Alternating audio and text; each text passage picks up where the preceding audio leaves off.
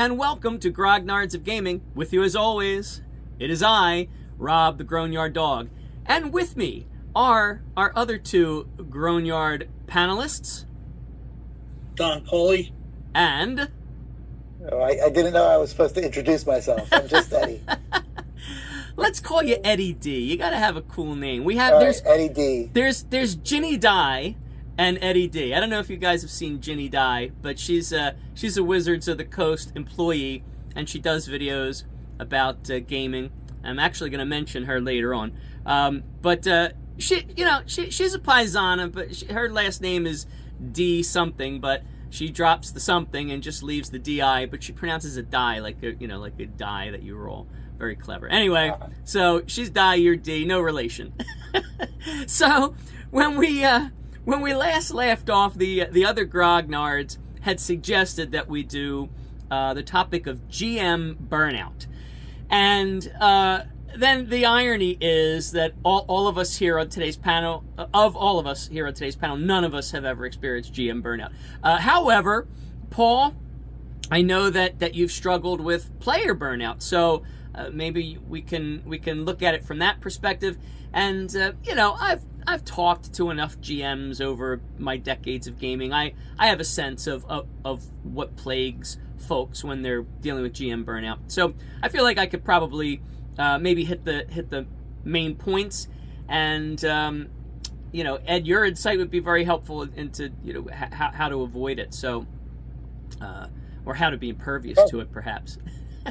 So I guess I'll just start by defining, this is usually how we do it, defining what we mean by burnout. And I guess in an RPG, in a tabletop RPG context, it's like, for a GM, you're just you're just exhausted. You're creatively exhausted, or you've got writer's block or something, and or you're not looking forward to the game. You're kind of feeling like it's more work than fun. Along those lines, and perhaps for a player, it's very similar. So when we get to Paul, maybe you could refine that definition for a player. But I know, Ed, never having experienced it, would you have anything else to add to that, or is that pretty much what we're talking about? I what I'll add to it is not so much burnout, but I will say, and I don't even know what to call it, but I will say that as I've gotten older and we continue to play, I find that I have other responsibilities in life that have gotten in the way of my gaming. Yeah. And so when we want a game, sometimes I have to do something else, and that something is life. And which didn't happen a lot when we were younger. We always seemed to have time to play, and now, so things get in the way. So I'm not sure that's burnout, but it's definitely makes me hesitate when we have to play sometimes. Yeah, for sure. How about you, Paul? I mean, I guess you could sort of modify that definition from both sides of the GM screen. So what are your thoughts about the definition, what we're talking about when we talk about burnout? I find it to be similar.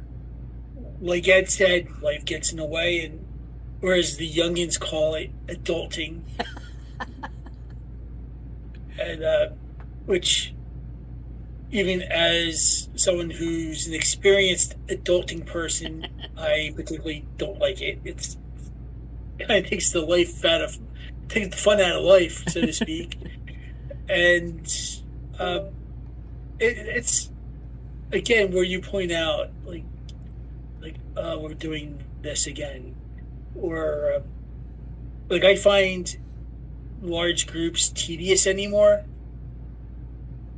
with because life gets in the way, and that's understandable. It's going to happen, but I think what really caused with me the burnout, it comes, part of it anyway, is with all the logistics that we have to go through when we play as a group, the complete group, which would be our Saturday games. I just find that highly a pain in the ass. and it's getting to the point where I don't even want to. Like, I dread it now. The coordinating. There's always a plan B to cover things, because, like, I know we've had situations where we're planning on running the main game, and then people have to cancel out because of life. It's just an accepted fact that it happens. We usually have that plan B to go to. Yeah. And sometimes there's not a plan B, so that I get riled up when now I cleared this time and there's no plan B or plan C. I could have gone to open mat or something like that. Right.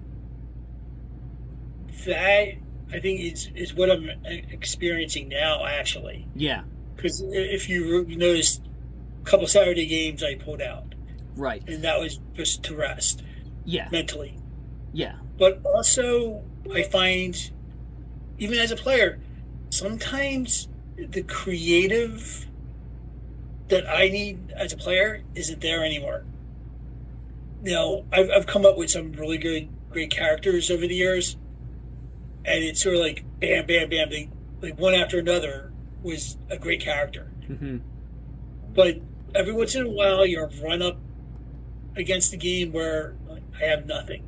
Okay, so I'd like to explore that a little bit. So let me bring it back to the GM side of the screen. I'm gonna suggest a few causes of GM burnout, and you know, Ed, feel free to chime in if you have anything to add to it. But then you know, then we'll flip it to the player side of the screen and see you know how it relates to that. So from talking to folks who have experienced GM burnout, I think that constantly coming up with ideas, world building, session planning, this can lead to mental fatigue. And so especially if you're the type of GM who likes to over prepare, who feels insecure unless you've done a lot of stuff. You know, you've created a whole binder about your world. You can head south. I've generated some details about the surrounding area. You know, that can exacerbate the problem and cause creative exhaustion. Another thing that could do it would be player apathy or disengagement by the players. You know, because the whole purpose of GMing is to create the story that the players can interact with and that comes to life for them, and you sort of feed off of their enjoyment. And if you're discovering that the players aren't engaging with the story or they seem uninterested, it can feel like a wasted effort for a GM. So those are I think maybe the two main ones. Then there's maybe a couple of lesser ones, like being the only one managing the game, tracking the rules, or adjudicating the disputes can be overwhelming. And you know, as you mentioned, scheduling and time commitments. You know, you've got to balance the real life responsibilities with the regular game prep, and that could turn GMing into a stressful obligation. And then lastly, I think, you know, maybe unrealistic expectations. Like you may feel as a GM pressure to deliver like a perfect experience for the players, and that can lead to frustration if the sessions don't go exactly as planned, and they almost never do, by the way. So I think those are probably the main causes of GM burnout. I couldn't think of really any others. I think everything sort of falls into one of those maybe 5 categories. What do you think, Ed? And then Paul, I'll come to you to talk about both GM and player and causes of player burnout. But what do you think, Ed?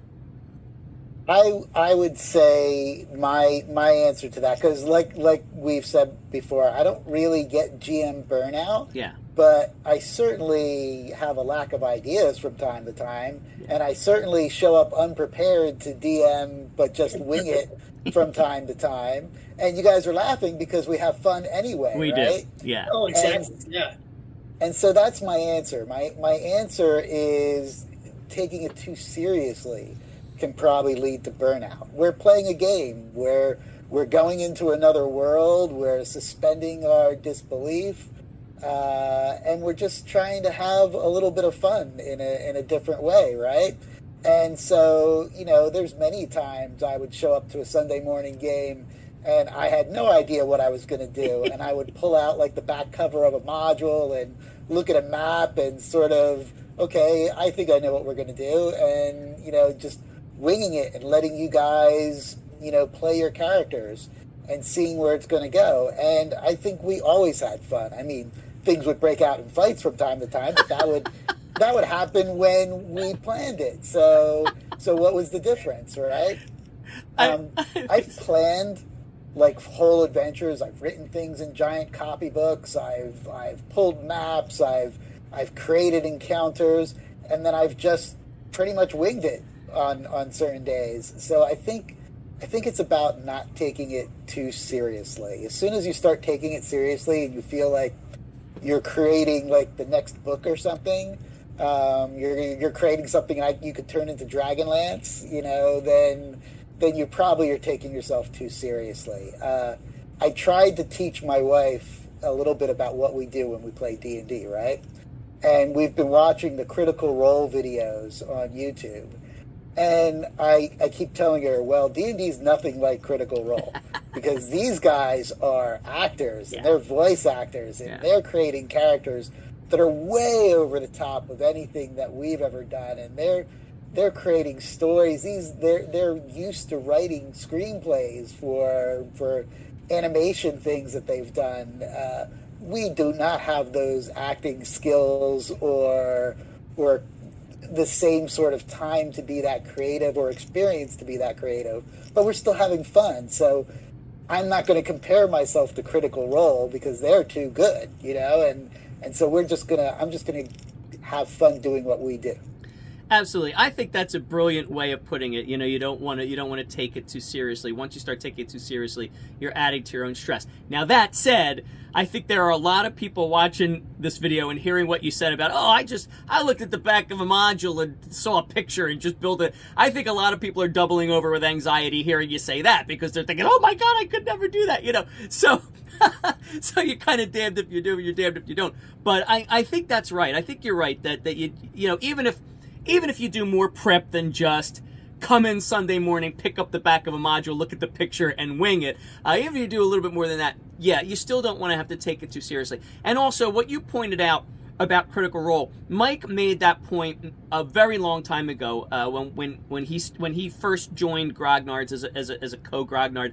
He said, I think Critical Role has done a lot of mischief to the gaming community because it has set the standard very high and people feel like that's what they have to do and they don't, and so I think that's a very good point. Paul, what do you think, both about the GM side and then tell us about the player side? Well, to Eddie's defense on winging it, I must admit some of the best games have come when he's winged it, and then there's some that kind of faltered. But I don't know. In my situation as a player, in one of those games that get out of hand, I tried to make the best of it. Oh yeah, and try to make it entertaining for the rest of the players as well. And sometimes it's tough. Sometimes I'm depends if I hit my stride, I can just play through it. No. But like Ed's take on Ravenloft, I think is like one of the best games I ever played. Yes, I mean, we did a really long session that night. Yes. I that was what came to my mind too, Paul, when you said Ed sometimes used to wing it and it would be some of the best games. That's right. I remember, Ed, we talked about it in the last episode when you first joined us as a guest, and you talked about how Steve, as your co-GM, introduced a plot element, a MacGuffin called the Ring of Raylenex. And the Ring of Raylenex had a wish on it, if I'm not mistaken, and we used that wish in the Ravenloft campaign to change something critical about the setting. And I just remember you like you were like, what? And we were like, yeah, that's what we're doing. That's what we're doing. You're like, what? All right. Wait a minute. I need 20 minutes. I need 20 minutes. And you were like, you just got up and you're like, give me 20 minutes. I'll be back. And you you left all the books there. You just stormed off. And like 20 minutes later, you came back. You're like, all right, I know what we're going to do. And then you proceeded to take us on like the greatest romp. One of the most memorable, as Paul said, role-playing experiences. So I tell that story, not to just to blow smoke, but like, those of you watching who are feeling anxious at the thought of winging it, rest assured that this is not an uncommon scenario. A lot of the best games are games that are kicked off where you're just winging it.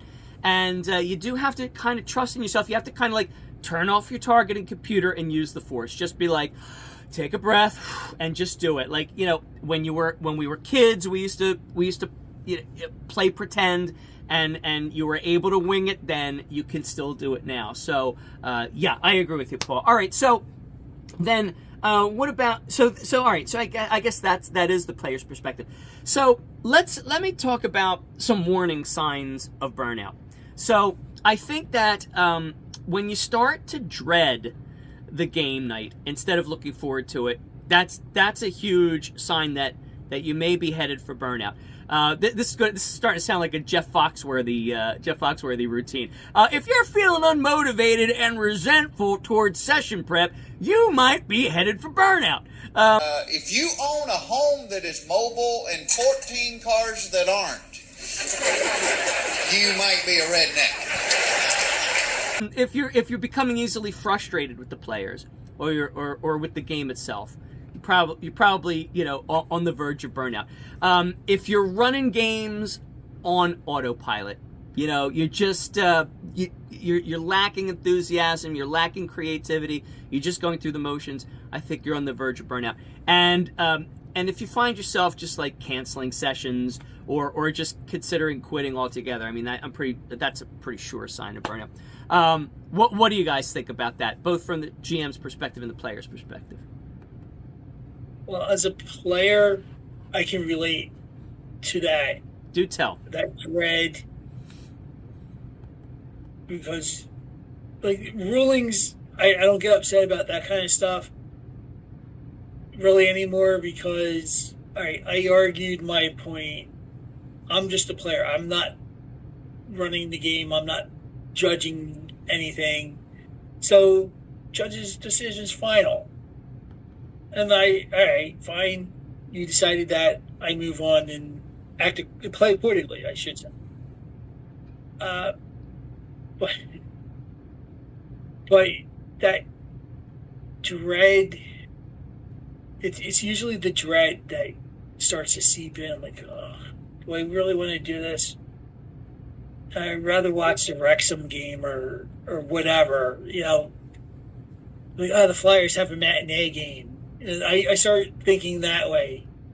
Like, I'd rather do that or go to jiu-jitsu or do something else. Yeah. But and I hate getting to that point because it's mostly people I've gamed with for ages, and it's like I said, it's all the logistics that really do it. It's not the players. It's not the games. It's usually the logistics behind everything. Yeah. That just make it burdensome. And we can't avoid, at our age, we can't avoid that. That's just how it is. Right. But it sure gets annoying some days. Yeah, because your time is valuable, and as you said earlier, you're clearing your calendar for this, and there's a million things you could be doing. So I completely understand that. Right. Like this Saturday, I'm free. I'm probably going to play, depending on what we're going to do. I mean, it's like I got the dogs that day, so I'd be around. I can't go to open mat or anything like that. So I'll be here, and depending on what we're doing, I'm in. If not, I'm watching the English Premier League or something. Right. All right. So, yeah, go ahead. But mainly, like, where I struggle, I'm finding myself struggling nowadays. Also, is with like some genres I just can't relate to, and if I'm not familiar with it, it's damn hard for me to come up with something. And I've been experienced, as you know, because we talked about it, the dystopian game, that I have a real hard time getting into. Yeah. Maybe I'm not familiar with the source material, right? Or maybe I'm just out of ideas. Yeah. Well, that goes back to what we were talking about, like player apathy or disengagement. Like if you can't get into the genre or something, if it's something that you're not interested in, then by definition you're apathetic about it, and you can't really you feel disengaged. You can't really engage. So I completely get that. All right. Well, I mean, it gets frustrating when you have a string of winner characters concepts, and then you hit that roadblock. By contrast, right? The contrast is dispiriting. I can see that. I it is. And I still don't know what to do with that character. I'll say I've never had a problem playing a character like you have, Paul, like you're describing right now, because all my characters are pretty much the same. I am the Keanu Reeves of role playing. My character is basically Keanu. Just throw him into any genre, and he's going to try and act his way out of the paper bag. And I guess I'll say too that I've always looked forward to playing. I've never not looked forward to a Sunday game or this new Saturday game that we do. I like a lot of people in the game too. If 10 people show up, I'm good with 10 people. If 3 people show up, I'm good with 3 people. If 5 people show up in the middle of the game and want to jump in, we'll find NPCs for them to play or something. We'll figure it out. And when they leave, their characters will somehow be narcoleptic, and we'll put them in a closet until the next adventure.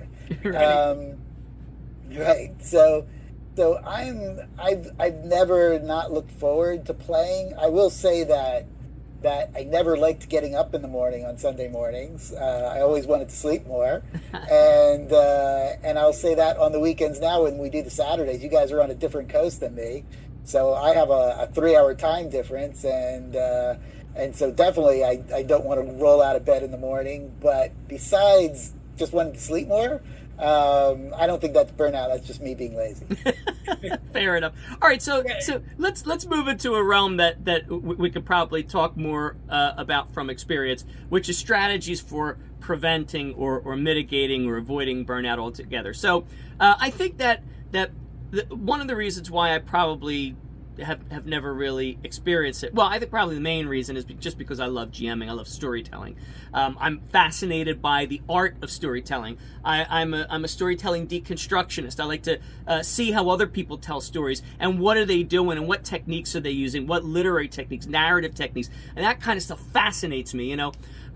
So that's probably the main reason. But I mean, there are strategies I have used over the years and have suggested to people that are experiencing pressure or seem to be on the verge of burnout. So I think that one way to do it is setting boundaries with the group, among the members of the group, like limiting the frequency of the sessions or rotating the GMs to share the workload, whether that's sort of a round robin GM model where one person GMs 1 week and then leaves it on a cliffhanger for the next person to do the next week, and you bounce back and forth, or you rotate among 3 or 4 people, or if you do a story arc and then you turn it, like you and Steve used to do, you as the alpha GM and Steve as the beta GM, like you would run your story arc and then Steve would take over and he'd do a few sessions of sort of a less epic, more street level story, and then back to you again. Can I just make a timeout right there real quick? I can't wait for Steve to watch one of these videos and see him be called the beta GM. That's all. Go ahead, continue. There is no opprobrium. It is not a pejorative. That's a term that was coined by Ars Magica, just to refer to the the GM who kind of has created the campaign, and then the beta GM is like the GM who helps. It's not. It's no reflection on Steve's ability to run a game. Right. Well, I only laugh because Steve was the GM who would write down everything and have everything fully planned out, and I feel like his games were more planned than my games, and I think you're right. Well, so I think we were co-alpha GMs of that, okay. Of that world. That's a fair. That's certainly fair. Well, and that's an interesting segue to the next two things that I wanted to say, because another strategy would be to reduce prep time. So if you use pre-written modules, that's a good way to reduce prep time. Although you still have to read the module cover to cover. Trying to get used to improvising more, like we talked about earlier. Even if it's not as minimalistic as look at the picture in the back of the module, if you do a little bit, try to pull back on the prep, because as I said, I think when we started, over preparation can exacerbate the issue. But allowing the other players, or in this case another GM, to contribute to the world building, that's a big one. I think that's a huge one, and I really try to especially since I started playing Fate, which this is baked into the rules of Fate. I really try to let the players contribute to the world building, and it takes a lot of burden off.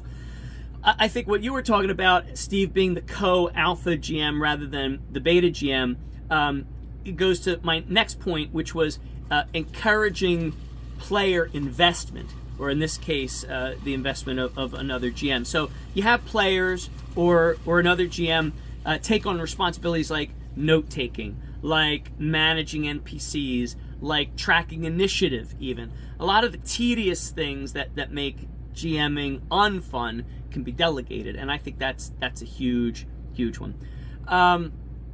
So just a couple others. I notice this is something that we've been doing since we've been playing Mike's Dungeons and Dragons game online on Discord and using Foundry and using the D&D online modules, the Wizards of the Coast online modules, is taking breaks. That seems to be part and parcel of the online model. Not really something we did so much when we were younger. That may have been because we were younger. But now it's like, at the 2-hour point we take a break, at another point we take another break, and I think that's a good way to mitigate burnout. And we did a whole episode of Grognards on this, the Session Zero. I think that if you use a Session Zero to establish expectations, you can make sure the campaign style and the pacing work for not just the players but also the GM. So that might be helpful. Any thoughts on those strategies, gentlemen? Actually, if you go back to letting the other GM or a player contribute to world building, I think that's why I find the Wednesday game so refreshing. It's because... But before you go on, let me explain to the audience what you mean by the Wednesday game. So Saturday we have the big game. It's the online Dungeons and Dragons game that Mike is currently running for us, Mike, our Grognard. But on Wednesdays it's just Paul and I run for him. He's the only player in the game. It's a Fate game. It's not Dungeons and Dragons. The genre tends to rotate. We rotate through genres. We're currently doing a time travel setting. But okay, so now that the audience knows what you mean by the Wednesday game, go ahead. What were you going to say about it? It seems like when I contributed to a lot of those games that we built, I was involved in a lot of the world building in one way or another. And I kind of feel like it actually helped it helps with the burnout. It Good. counters the burnout. And also, I think because we both designed parts of it, those little bits of nostalgic kind of kick in, especially with the Yacht Rock game. How many times do we find ourselves chuckling at something because it brings back something nostalgic? Right. And I know with the time travel one, we kind of modified what was in the book Mm-hmm. for our own interest, Mm-hmm. and I think it's worked out really good. I think the Yacht Rock worked out really good, and we have a whole bunch of them that just seem to be hits, and I find it refreshing because it counteracts all that dread of logistics and stuff like that.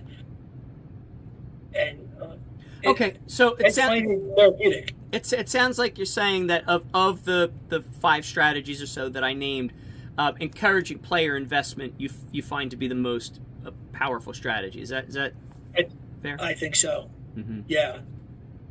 I'll agree with Don Paulie there. Not to cut you off, Paul, but I'll agree with you wholeheartedly that I think the reason why I think we've always had good games is because we're all creative. And on the side, everybody's always, when I was DMing, on the side, Paul was always telling me backstory. And he was always giving me backstory on his characters, and he was always giving me more about where his characters came from and who they knew and where his sword came from and what his horse's name was. And, you know, so I always had a lot of information from Paul for that. And Rob, when you were playing characters, like there were characters you would draw, you had that gnome who could build anything, right? Yeah. And you would come in with a diagram every time we would play. You'd have a new diagram of something you made, Yeah. and we would incorporate that into the story. And so you guys were creating at the same time, and it just all became part of the story. That you talked about the Ring of Raylenex earlier. I didn't even know you guys had that ready to use. You surprised me with it in that adventure, and it was something that was created in Steve's adventure, and we just rolled with it, and we added it to the story. And so, yeah, everybody has to be creative for it to work. I think Mike's game on Saturday is good because of that, because we just moved to a new town. We're helping to build the town and to protect the town. He's invested us in building a new city. We're not just wandering around Waterdeep, doing what everybody else does. We're doing something different, and we're invested in this new adventure that we're doing, and we can create part of the place where we're at. Right. Yeah. So I think, when I talked about the causes of GM burnout, I said that player apathy or player disengagement can cause the GM to start to feel disengaged and apathetic. And so it's kind of like that apathy or disengagement can feed off of each other. And this is the flip side of that. This is strategies for preventing or mitigating burnout. It's that creativity feeds off each other on both sides of the screen. So there you have it. It's cyclical. It's a cycle. It could be a vicious cycle or a beneficial cycle. I'll throw another one in. I'll say multiple characters.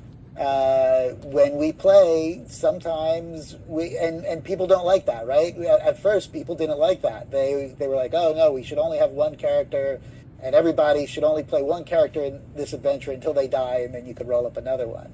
But we didn't do that. We sort of broke that paradigm, and you guys had multiple characters, and you had multiple characters sometimes that you would play them at the same time. And so if you were, which was confusing, right? But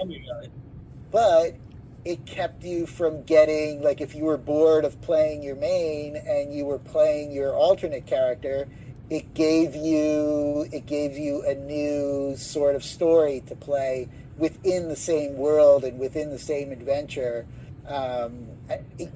That's big with video games right now too. You have alternate characters that you play. You have your alts in your video games, and so that was something that we did. We had alts.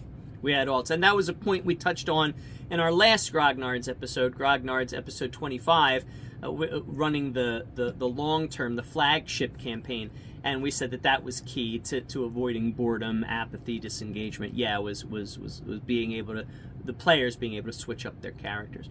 All right, so what about if despite all of these great strategies, despite being aware of all of the warning signs, one nevertheless experiences burnout, how can you recover? So here are a few ideas I have, and then I'll throw it to you guys. So, I think the most obvious one is you take a break, you take a hiatus from GMing, and you become the player for a while, and maybe that'll give you some time to refresh your creative GMing juices. Another one, if you're not too into being a player, if you like the GM, maybe try running a different game, either a different game system or a low stakes rules light one shot. That might do it. The stakes being lower could be the thing that helps you. The lightening of the rules, a less crunchy system, that could be the thing that helps you. The one shot idea, that could be the thing that helps you, that it's not prolonged, or any combination of those. Another thing is maybe talk to the players about it. Talk to the group about your feelings of burnout. Players are often understanding and willing to make adjustments, and might even be able to suggest adjustments. They might have an insight into it. The burnout could come from the sum of the parts. The whole being greater than the sum of the parts. It could be related to the dynamics of the group, and so maybe some players will have some insight into that and would be able to offer a solution that you couldn't think of on your own. Again, I think to recover from GM burnout, I think that the co-GMing or the round-robin GMing to share the burden, which I mentioned for preventing or mitigating or avoiding burnout, I think that it's not too late to try that, even if you're already in the throes of burnout. And I think that what you said, Ed, you want to focus on the fun rather than the perfection. You're not trying to create the next Dragonlance model. Let go of the idea that every session needs to be Critical Role, that every session needs to be a masterpiece. I think it's not too late to adopt that mindset, even if you're in the throes of burnout. What do you guys think about recovering from GM burnout or player burnout? I can with player burnout, I've been doing that past couple sessions where I just kind of like, no, I'm not going to play. And I've done it in the past. And it kind of helps, and sometimes it just takes longer. Like I said, it's with my burnout, it has nothing to do with the players or the games. It's all the logistics behind it. Right. So how effective, like on a scale of 1 to 10, how effective is just taking a hiatus for you as a player? Normally when it's a short hiatus, it isn't bad. Like I can miss 1 or 2 sessions, and I'm back and ready to jump in because I missed it so much. Okay. But this more recent go around, it was sort of like 2 sessions ago I sat out. Last session I came back because I thought it would be a good idea. And now, like this week, I'm starting to have those feelings again. So, like I said, it's the logistics. Mm-hmm. So absence, not knowing what's going on up until the last minute, that kind of stuff. I like, if I'm gonna play, I want to, make sure I have nothing else on the calendar that day. Yeah. And it's hard sometimes because now, if it falls through and there's nothing to do, right? Now I have a wasted day. Right. Okay, so absence, makes the heart grow fonder, that kind of thing. That actually works here. Yeah. Okay. All right. Yeah. And is that the most effective strategy to recover from burnout that you've found? For me, yeah. Okay. for me. Yeah, yeah. I know As a lot of people might not feel comfortable talking openly to the group about it, like saying, "Guys, I'm burned out." Especially old grognards like us. We're old. We're old school. We're we don't talk about our feelings. We eat them. We swallow them deep down inside. What's that? What? We don't believe in therapy. It's a sign of weakness. Right. We're from that school. Yeah, exactly. But I think some people that would be helpful.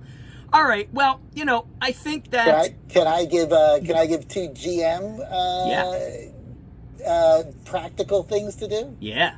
I would say as a GM, try to go back to basics. How many times have we played, and I think Paul has mentioned this in a previous episode, how many times have we played Keep on the Borderlands? and every time I run it, I try to run it differently than the time I ran it last time. I must have run Keep on the Borderlands, like 50 times. And we try to do it different every single time, because we all know where the Mad Hermit is. And we all know that Medusa's locked up in the jail cell, and she's going to turn you to stone. So, I hope I'm not spoiling anything for anybody. And but trying to run it different every time with all the same pieces there is like a good practice in gaming. You can get back to basics that way. Right. I never had an issue with when you went back to the Keep on the Borderlands. I know someone in our group didn't like it. He was, we did this already, Ed.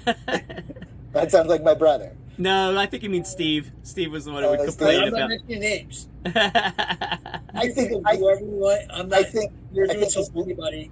I think as long as we're having fun, it doesn't matter, what the story is, as long as we're having fun with it. And so that's a good way to get back to basics, is just trying to rehash something differently. And then I would say my other trick was just starting a bar brawl. How many times have you guys walked into a bar and a bar brawl was like the whole adventure that day, because Mike's character knew pancration, and somebody would pick up a bar and hit somebody with a bar, and who would come running in from outside, and so that could be just fun, just to have a bar brawl every once in a while, because that's half of why we play the game, so that we can roll the dice and hit things. That kind of reminds me of a text exchange I had with Rob like an hour ago about the time travel game. Like, hey, that wasn't supposed to. I was supposed to interact with that character more, right? Or because there was an NPC that my character found annoying, and my character knew who the person was, and I really didn't. I wasn't sure if that was supposed to be something I went after or not. Yeah, so I kind of ignored the character to some degree. No, you did great. You did it just right. All right, so those are all great strategies for preventing, mitigating, avoiding, and recovering from GM burnout. So I think maybe just I might close by saying that there are communities online and resources online for burned out GMs. So there are fora that you could go to, and you could start a thread and ask the community about burnout. What should I do? What have other people done? And you'll get a lot more ideas than what we've suggested. There are social media, communities, and sometimes joining a social media community that regarding a hobby, regarding like tabletop RPGs, for example, can help you get back into that cycle of creativity and out of the cycle of apathy. If you're talking to other people who are excited about tabletop RPGs, and it's their passion, that will inspire you. And then there's pre-written modules, whether it's just the picture on the back or the contents, any of those, that could be a great resource for a burned out GM. There are random generators online. I actually remember just for fun, sometimes I would sit down and create my own random generators. Like I would just, you know, in the days when we were using the polyhedral dice, the D20, I would just, you know, 1 to 100 or 1 and 2, 3 and 4, 5 and 6, and I'd come up with 50 random things. And this worked to great effect, by the way. I once ran a 70s police detective game for a gaming group, and I was like, how am I going to give it the 70s feel every second of the game? Like, how am I really going to make it feel like it's the 1970s? And I created a random 70s table. And so, like, every scene, I would just roll the D percentile dice, and I'd look on the table and be like, I'm going to work a beanbag into this scene. I'm going to work, you know, a goldfish and somebody's glass high heels into the scene, you know, something like that. And so just generating random generators can be fun and can help with a lot of the prep work and could be a good resource for a burned out GM. There are books and blogs everywhere. You know, go to the bookstore and go to the gaming section, and you'll find a lot of really cool stuff put out, both by major gaming publishers like Wizards of the Coast, but also by independent publishers, and then of course, you know, blogs galore. And there are podcasts. So this is where Ginny Dye comes in. She's really great. I mean, I watch her videos pretty regularly, and it's similar content to what we're providing on Grognards. She's much cuter than any of us, though, and so you can get a lot of good ideas there, and that can help with burnout. You know, the Grognards of gaming is a good resource. This episode in particular, and there are other, you know, podcasts and YouTube channels that discuss game master, creative inspiration for game masters. Let's put it that way. And those things can, you know, will help, I think, with any kind of writer's block and that sort of thing. So, yeah, just give a look, and there are abundant. Anything else anyone would like to say before we wrap it up? You could always run the Sarlacc pit scenario if you can't think of anything to do. If somebody's captured, somebody's on a barge, and there's a Sarlacc pit, and play out the scene. Yeah, that's very good. Yeah, just rip from somewhere else. Yeah, that was actually written in some of the early basic Dungeons and Dragons, or perhaps it was Advanced Dungeons and Dragons publications. It was like that was the suggestion. Just like find something you've read. Or you've seen a movie and just do that, run that, and see how it goes, because it will go differently. Your players are not going to necessarily do the exact same things that the writer of the original source material thought to have the characters do. So, and the dice may not allow it to work out either. That's a very good point. Better. That's a very good point. All right. Yeah, if you look at a lot of those older game systems, there's always some kind of bibliography that says, hey, check out these movies. Here are these nonfiction books. Here are these fiction books. That are always helpful as well. Yes. Yeah. World of Darkness, White Wolf Publishing, and Atlas Games were great for their bibliographies. They always put long lists. Steve Jackson Games. Steve Jackson Games. Yes. Probably with their historical settings. Fantastic bibliographies. Yes. That's correct. Yeah, Steve Jackson did do that. All right. Well, we've reached that portion of the program where I always pose this question to you all. Riddle me this, riddle me that. Okay. So what would you like to talk about next time on Grognards of Gaming?